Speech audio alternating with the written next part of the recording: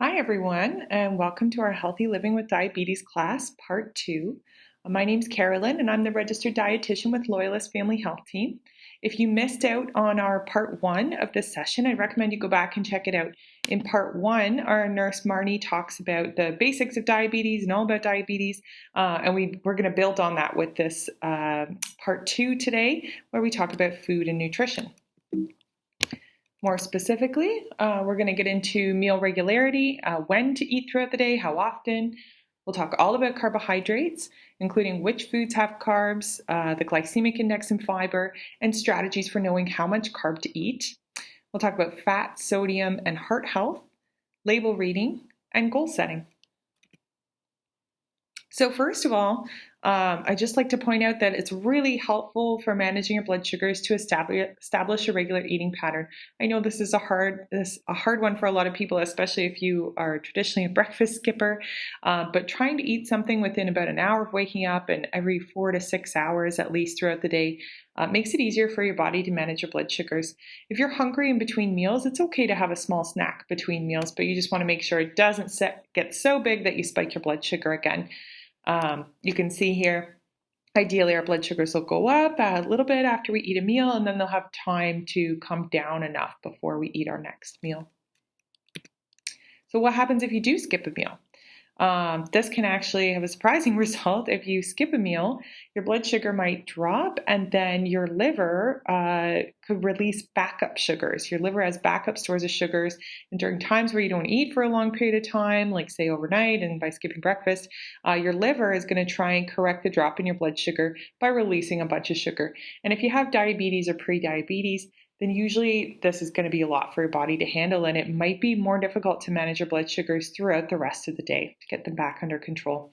So ideally, just try to have that nice regular meal pattern through the day as much as possible. Other reasons for trying to eat breakfast: people who eat breakfast tend to have an easier time managing their weight.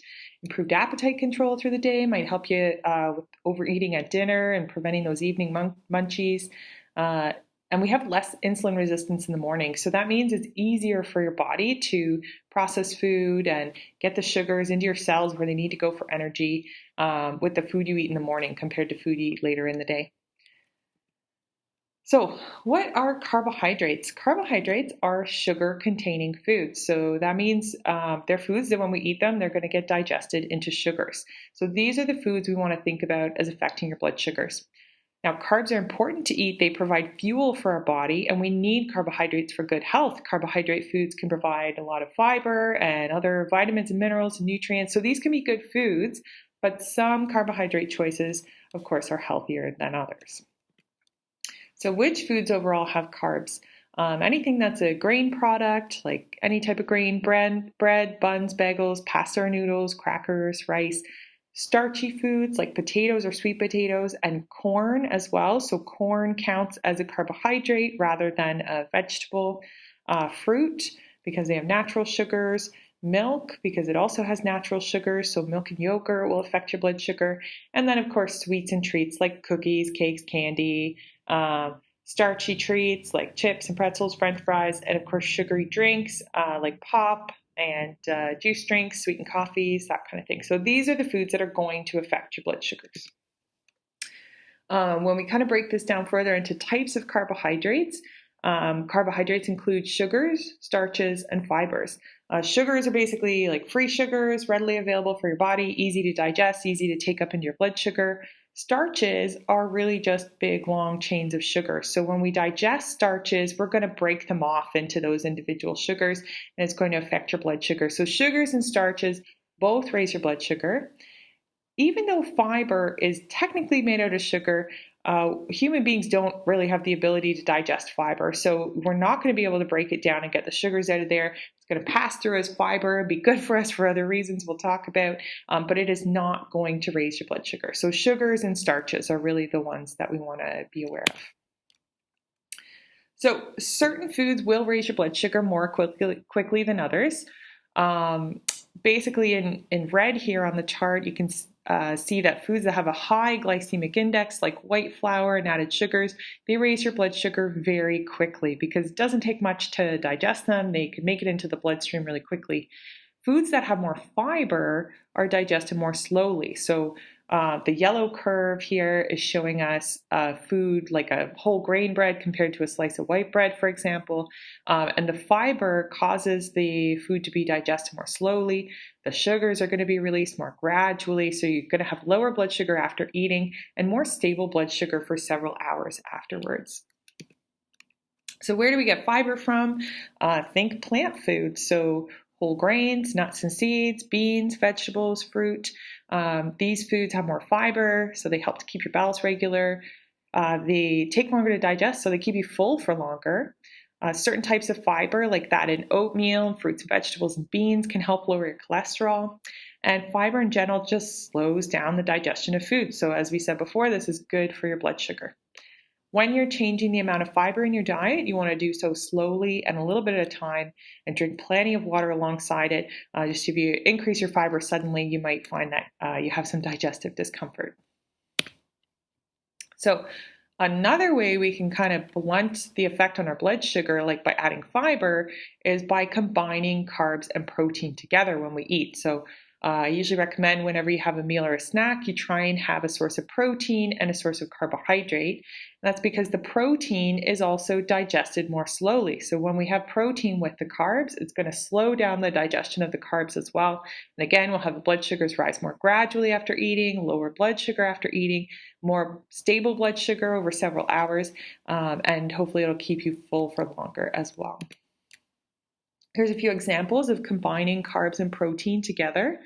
So for example, you could have a fruit like an apple with a little bit of peanut butter, a small handful of nuts or seeds for your protein. Say with your dinner when you're having some chicken or meat, maybe you have some pasta or rice or potato with that. That's your carb and protein, and then balance it with some vegetables ideally. Or say you're going to have a snack and you have some crackers. Ideally, you'd have some protein with that, like some cheese or cottage cheese or peanut butter or hummus, just to slow down the effect of those crackers on your blood sugar.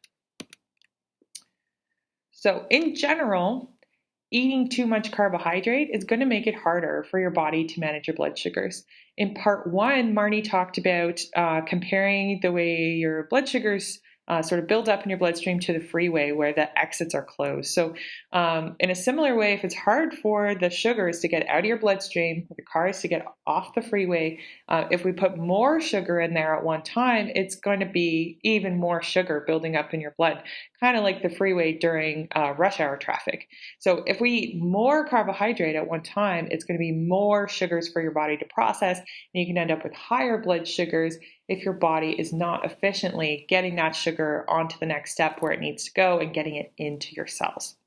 So a couple of examples to show this. For example, a typical bagel that you might get at a fast food place or a large one from the grocery store is about 60 grams of carbohydrate. That's like having 4 slices of bread. Most people, when they have a bagel, don't realize they're actually eating the equivalent of 4 slices of bread. So that's going to affect your blood sugar like 4 slices of bread.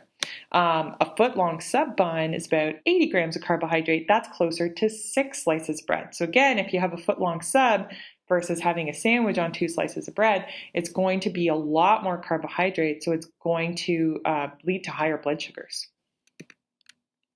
So this leads us into our conversation about how do we know how much carbohydrate to eat? So a couple of methods I want to go over. The first is healthy plate balance, which is easy. Handy portion guide, which is easy. And then the third one I'll touch on briefly is carbohydrate counting, which is more difficult, but realistically, you probably don't need to do that. So method 1, healthy plate balance. This is a snapshot of Canada's food guide. So ideally, we would have most of our plate be taken up by vegetables, about a quarter of our plate as protein foods like meat, fish, poultry, beans, tofu, nuts, and about a quarter of our plate would be our starchy food. So this could be whole grains like pasta or bread or crackers, or maybe it's potato or sweet potato, but you want that starchy food kept to about a quarter of your plate. So that's a really easy way to judge how much carb you should have in a meal without breaking out the measuring cups. Another really easy way you can judge this is to use the size of your fist. So for your starchy food, again, like potato or pasta or rice or a bun or something, try and keep it no bigger than the size of your fist. This is another simple way you can measure your carb without having to break out the measuring cups. Method 3, a little bit of basic carbohydrate counting. So in this resource, which you should have been provided with before the class, the Diabetes Food Guide shows you how much of any particular common food would be one carbohydrate choice or 15 grams of carb. So for example, one slice of bread is one carb choice because it has about 15 grams of carbohydrate. Same with a half a cup of mashed potato, or 2 whole cups of strawberries or blackberries, or 1 cup of milk. So each of these foods is going to provide one carb choice or 15 grams. For most adults, typical good place to aim for about 2 to 4 carb choices per meal. Most people 2 to 3 carb choices per meal unless you have a really big appetite. And try to stick to 1 carb choice per snack just so it doesn't spike your blood sugar too much between meals. Advanced carb counting would mean counting up exactly all of the grams of carbohydrate that you eat at each meal and snack. This is largely unnecessary unless you're someone who's using an insulin pump or calculating insulin to carb ratios with your meals. So most people don't need to do this, but if you want to talk about it further, you can always contact me and book a one-on-one. So a question I usually get at this point is, do I need to limit fruit or milk? Because we just established that fruit and milk both have carbs in them. So yeah, you don't want to go overboard. I usually suggest aiming for about 3 servings of whole fruit a day. And you could look at the Diabetes Food Guide if you weren't sure what 1 serving would be for a certain fruit.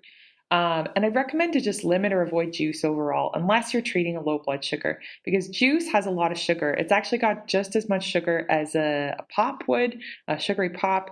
And so when we're talking about carb choices, a half a cup of juice is 1 carb choice. And it's not going to do anything to keep you full, and it's still going to spike your blood sugar more because it doesn't have the fiber like the whole fruit was to slow down the release of those sugars to your body. Fluid milk, I would recommend you limit to no more than 2 or 3 1-cup portions per day, because 1 cup of milk has about the same amount of sugar as that 1 slice of bread or that half cup of juice, which would be 1 carb choice. Just overall, I'd recommend you avoid sugary drinks. These are pretty much so one food out there that has a very clear negative impact on our health. They can add a lot of extra sugars when they're consumed regularly. They increase your blood sugar very quickly, which you don't want unless you're having a low blood sugar. They contribute to weight gain, and they may even increase your risk of heart disease and certain cancers. And when I'm talking sugary drinks, I'm talking about things like sugary pop, iced tea, fruit drinks or punches, vitamin water, sports drinks, energy drinks, sweetened coffees, pretty much any sort of beverage with added sugar. Just to put it in perspective, 1 can of regular pop has about 10 teaspoons of sugar, which is 3 carb choices. That's like having 3 slices of bread. So what should you drink instead? I'd recommend you make water your drink of choice. And you can always dress it up a little bit if you're afraid that's going to be boring. I'd recommend making your own flavored water, for example, at home, just by adding fresh or frozen fruit to a pitcher of water and kind of letting it steep for an hour or 2. One of my favorites is to add frozen berries or frozen mango and pineapple, and that makes a really nice flavored water. Other good options could be coffee or tea with little or no added sugar, herbal teas, unsweetened iced teas, and soda water or sparkling water. So let's stop here and review quickly because we've talked about a few tips to help your body manage your blood sugars better. So try and avoid sugary drinks and juice. They're going to spike your blood sugar. Avoid or limit products made with white flour and added sugars. And instead of these, choose high fiber foods like whole grains. Aim for your healthy plate balance at meals with half a plate of veggies, quarter plate of protein, and about a quarter plate of your starchy food like pasta or potatoes or rice. Or you can stick to that sort of fist-sized carb portion. Try and combine protein with carbs at all your meals and snacks to blunt the effect of the carbohydrates on your blood sugar. Overall, just try and limit your treats and desserts to 1 or 2 a week. You still need to have some quality of life, but if you're having treats and chips and things every day, that's going to add up. And another thing we talked more about in part 1 was exercise. So physical activity is really helpful for managing your blood sugars. It helps your body to use your insulin more effectively and get that sugar into your cells where it needs to go for energy. So next, I'd like to talk about strategies for protecting your heart health.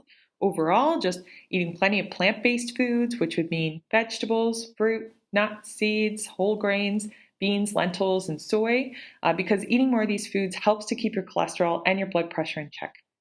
Overall, you want to limit sources of saturated fats because your body can use saturated fats to make more bad cholesterol or LDL cholesterol. Instead of those saturated fats, you want to choose healthy, unsaturated fats, especially polyunsaturated fats, because this lowers your risk of a heart attack or stroke. You also want to eat less sodium or salt because a low sodium diet helps to manage your blood pressure. So let's talk a little more about these things. First of all, limiting saturated fats. So these are the less healthy fats that tend to put your bad cholesterol up, and they're mostly found in high-fat meats and dairies. So you want to do things like choose lean cuts of meat, trim the visible fat if you can, and remove the poultry skin, and try and limit or avoid processed meats. Because not only are they high in salt and saturated fat, they also are known to increase your risk of colon cancer. The more your risk goes up, the more often you eat them. Examples of these would be things like bacon, sausage, deli meats or cold cuts, hot dogs, ham, bologna, pepperettes, this kind of stuff. Try and choose lower fat dairy products. Doesn't have to be all fat-free, but it's one way you can limit your saturated fat. And then other sources of saturated fat would include coconut oil and palm or palm kernel oils. So try not to use these in cooking and try to limit your intake of processed packaged foods because they're typically made with these less healthy fats. So the types of fat we want to focus on instead are unsaturated fats. Use small amounts, like about a tablespoon per person per meal of healthy fats in cooking, like olive oil, canola oil, soybean oil, or avocado. Have fatty fish and seafood more often. If you're having fatty fish or seafood 2 to 3 times a week, it can also help you eat less of those fattier meats like beef and pork. And then nuts and seeds also provide healthy fats. Just watch the portions. I would say no more than about a quarter cup a day, or if you're really trying to watch your weight, quarter cup 3 or 5 times a week, because too much healthy fat can still contribute to weight gain, even if it's heart healthy fat. So sodium or salt, something that affects your blood pressure. Now, the good thing to be aware of here is most of the salt we eat comes from processed foods, about 75 to 80% of the sodium we eat. So the best ways to limit your sodium intake are to avoid prepared and packaged meals, limit how often you have restaurant meals, and try and choose more whole fresh foods and cook at home more often. You can use lots of things to flavor your foods like herbs, spices, vinegars, citrus like lemon or lime juice, garlic, or onions. Particularly high sodium foods to watch out for if you eat them frequently are canned soups and other canned foods, salty snacks like chips and pretzels, certain sauces like soy sauce and barbecue sauce are particularly high sodium, those processed meats we already talked about, and pretty much anything that's a ready-made meal, whether it's a restaurant meal, a boxed or frozen meal, or the hot counter meals at the grocery store. So label reading. Label reading can help you to interpret when you do need to buy packaged foods. It can help you interpret what you're getting. So there's 3 places I'd like to point out you can find information. The first one is the front of package. This is not the best place to get all your information. Mostly what they put on there tends to be marketing gimmicks. The health claims can be really misleading. So I'd recommend flipping it over and checking the ingredient list and the nutrition facts table. The ingredient list is always going to be listed by whatever there is the most of in the product to whatever there is the least of. And that nutrition facts table is really helpful for comparing between 2 products. And just a note here that companies are only required to list 13 mandatory nutrients, but they may choose to list more. So just because you're looking at a big, long nutrition facts table doesn't mean that product is better than the one next to it on the shelf. It just means that manufacturer has chosen to list more nutrition information. All right, so when we're looking at the nutrition facts label, the first thing you want to do is to always check the serving size because it might not be the amount you're going to eat, or it might be different than the serving size on products you're trying to compare it to. Second step, you can look at the percent daily value. This is one of the easiest ways to use the nutrition facts tables. The percent daily value is telling you how much of the recommended amount of that nutrients that this serving of the food provides. And the easiest way to interpret this is this little simple trick that 5% or less means a little bit and 15% or more means a lot. So for example, on this label here, our sodium is 12% of the daily value. That's kind of in between, right? It's between 5 and 15%. It's not a lot, but if you had twice this serving of crackers, if you had 18 crackers instead of 9, now you're going to be getting 24% of your daily value of sodium from this food. So then that is going to be a lot of sodium. So those percent daily values can be a quick way to put some of these things in perspective. I just want to point out there's 2 different types of nutrition facts tables that are circulating in the marketplace right now. The new nutrition facts table you should be seeing more of. It's got the calories that stand out bolder. We're going to have a percent daily value for total sugars there as well, so that's going to be helpful. So the ingredients list. As I mentioned, the ingredient list is going to tell you what's in the food, but by looking at the ingredient list with the nutrition facts table, you can usually sort of interpret a lot more information about what's in the product. For example, if you were looking at the nutrition facts table on your plain white 2% milk, and you see grams of sugar on there, that might seem confusing. But if you check the ingredients, and the only ingredients listed are milk, vitamin D, and vitamin A. So by looking at those 2 things together, we can realize that the sugar must be natural milk sugar because there's no sugar listed on the ingredient list.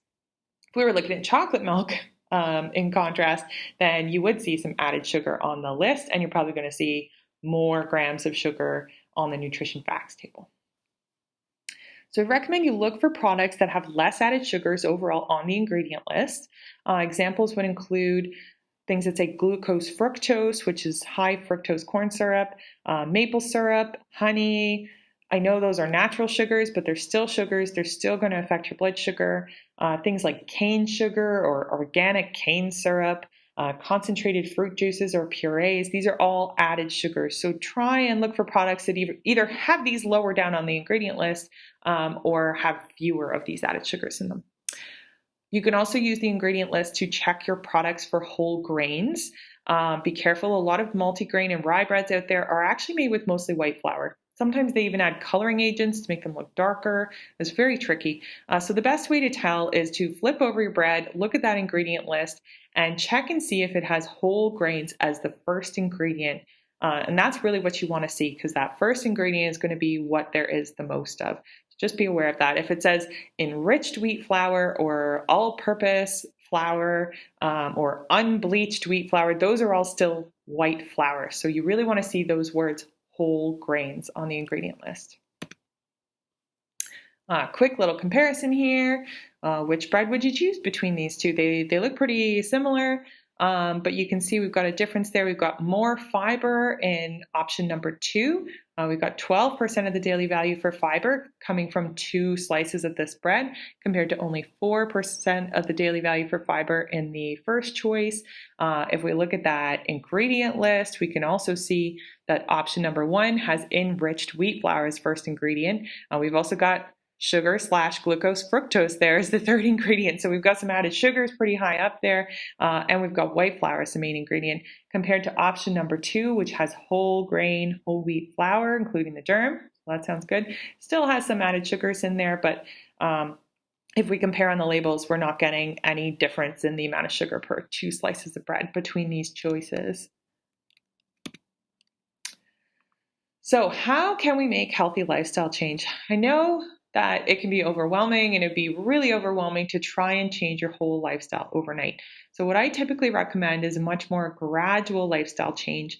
Small differences really can make a big difference, and they'll build up over time. So I usually recommend people pick 1 or 2 goals to focus on at a time and gradually progress on their goals. After you've been doing those 1 or 2 things for a couple of weeks, they'll start to feel more comfortable, and it'll be easier to pick your next goal to focus on. Just keep in mind that nobody is perfect, and don't expect yourself to be, except that some days are going to be better than others, and really just try and make as many healthy choices as you can. Try and stay away from that sort of all or nothing thinking that tells you that you're on a diet or off a diet, and rather think about this as lifestyle change. You want to make these small, gradual changes and continue to move forward with them and be able to keep up with the changes that you're making. So, what's your first goal after today's class? I'd suggest picking one or two of the things that we've talked about that you feel seem manageable and important to you, and working on those first. Some examples I have here on the slide you could consider, like finding a whole grain bread you like. If you now typically buy like a multigrain or a white bread, starting to work on your meal regularity, working on those portions of starchy foods at meals, and maybe you just pick dinner and you work on reducing the portion of your potatoes with dinner, for example, and boosting up the vegetables. Trying to drink more water and have less sugary drinks and juice, reducing the frequency you have dessert, or maybe your goal is that you want to add some more physical activity. So I encourage you to pick one or two of these goals, work on it for a few weeks, and then come back to this material if you need to, review it again, and pick your next goals to move forward with. So thank you so much for listening to this part 2 of our Healthy Living with Diabetes class. Please be sure to follow up with your dietitian or diabetes nurse to ask any questions about what you've seen today and to be able to keep working on your goals. We're happy to support you in progressing on your lifestyle change. Thanks, and have a great day.